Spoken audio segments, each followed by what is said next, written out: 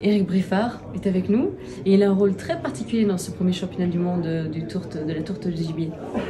Ouais, mon rôle, c'est très peu le sage, puisque le pitivier, ça me rappelle mes vieux souvenirs, 1994-95, où au Plaza Athénée, je démarre le pitivier. Et donc j'étais totalement hors norme, parce qu'à l'époque, c'était la nouvelle cuisine, et le pitivier, le refaire des tourtes un peu pantagruéliques, c'était pas du tout de mode.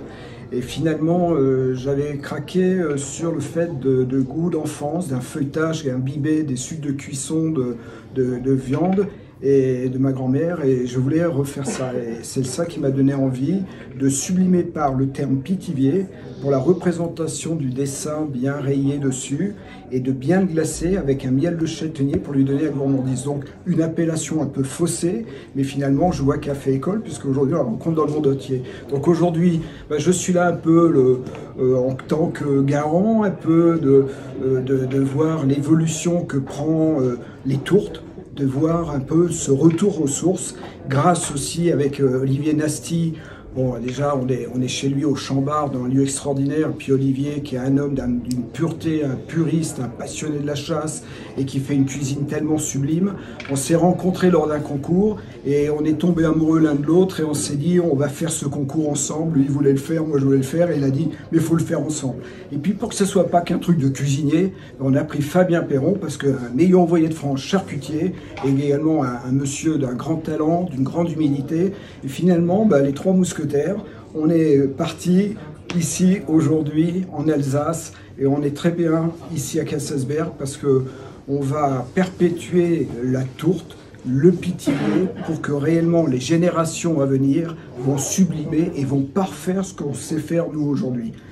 C'est bien parti que dans quelques années, dans quelques mois, le pitivier, la tourte seront toujours de mieux en mieux. Chaque concours a pour finalité la transmission.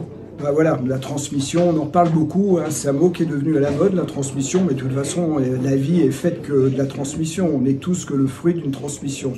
Mais des fois, la transmission peut être mauvaise, donc il faut-il qu'elle soit bonne.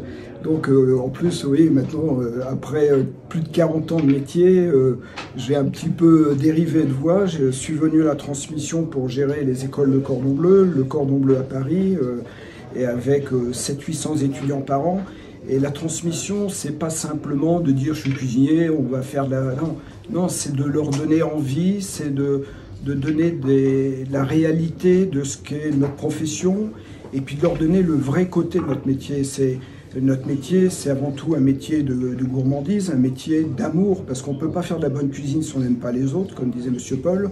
Et puis au-delà de ça, faut être dans la sincérité, dans la bienveillance. Moi, je pense qu'aujourd'hui, on a une génération qui commence à de plus en plus à venir la bienveillance. Il y a encore du travail, mais je suis très confiant, parce qu'aujourd'hui, je le vois aussi au sein de nos instituts, on a de plus en plus de femmes, et ça nous a aidés, nous, les garçons, les mecs, un peu, à descendre un petit peu notre surcharge, un petit peu, des fois, un peu d'excitation, dans les cuisines, pour quand même être plus mesuré. Et on cuisine tellement mieux quand on est serein, quand on prend le temps de réfléchir, de faire des gestes précis. La maîtrise, c'est justement ça, c'est la précision du geste, et puis un comportement qui va avec. Donc je suggère aux jeunes de ne pas être comme j'ai été quand j'étais très jeune, d'évoluer, parce que la transmission, ça doit être aussi la bienveillance aujourd'hui. Quelques paliers féminins dans le jury, pas dans les finalistes, mais est-ce qu'il y avait des candidatures féminines? Est-ce que la cuisine, plusieurs questions d'une question, est-ce que la cuisine du gibier serait plus masculine, ou est-ce qu'il y a aussi des sensibilités féminines qui s'y mettent?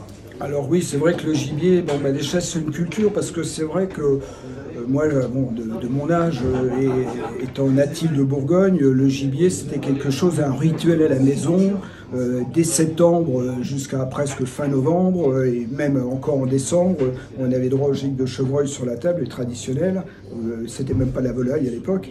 Et c'est vrai que le gibier, on avait l'habitude, parce que c'était un produit local, qu'il y avait toujours des gens à la campagne qui allaient faire la chasse, c'était le cas de mon grand-père, et finalement on mangeait du gibier parce qu'on ne le payait pas.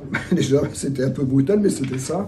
Et puis également parce que c'était le moment vraiment de la saisonnalité du gibier, qui était quelque chose de sacralisé, comme je sais très bien le faire Olivier aujourd'hui, où il fait renaître cette saison de la chasse d'une manière magistrale. Et là, le gibier, pour moi, effectivement, c'est quelque chose des fois qui paraît un peu fort, un peu. Puis aujourd'hui, les petites bêtes, on va protéger la nature, etc., etc. Du gibier, il y en a beaucoup, faut pas croire.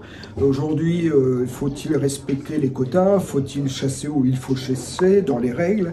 Mais c'est ça aussi d'avoir des gens passionnés qui s'intéressent à la chasse pour sélectionner et puis faire vivre les espèces.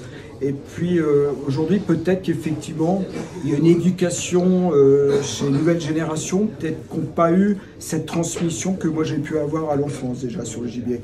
Mais voilà, donc il y a les passeurs. Hein. Aujourd'hui, on a quand même plusieurs associations différentes. Aujourd'hui, on va les citer parce que ce ne sont que des amis, que ce soit le championnat du lièvre à la Royale, que ce soit le pâté-croûte. Voilà des concours qui finalement vont chercher à positionner des produits qui sont issus de gibier. Et nous, on vient de suivre avec une tourte chaude, donc la tourte, le pitivier. Et je suis persuadé que maintenant, ces dames vont se mettre à cuisiner davantage parce qu'on les attend pour la prochaine édition 2026 à Katzenberg. Voilà. Merci. Je vais te laisser le mot de la fin, mais je crois que là, elle fallait lancer, quoi. Oui, tu veux rajouter quelque chose? Oui, parce que bon, cette année, vous savez, on a fait le concours d'une manière très vite et on peut dire quand même félicitations à toutes les équipes parce que franchement, vraiment, on a une team incroyable. Il y a eu un travail phénoménal de réaliser. On a la chance aussi d'avoir des amis qui ont répondu présent pour un jury réellement d'exception. Merci aussi à vous d'être présents. Et puis, la prochaine édition 2026, on aura une marche supplémentaire parce qu'on ne peut pas s'arrêter là et en plus, on est exigeant, donc on va continuer. Mais l'année prochaine, on aura plusieurs femmes qui seront représentantes également.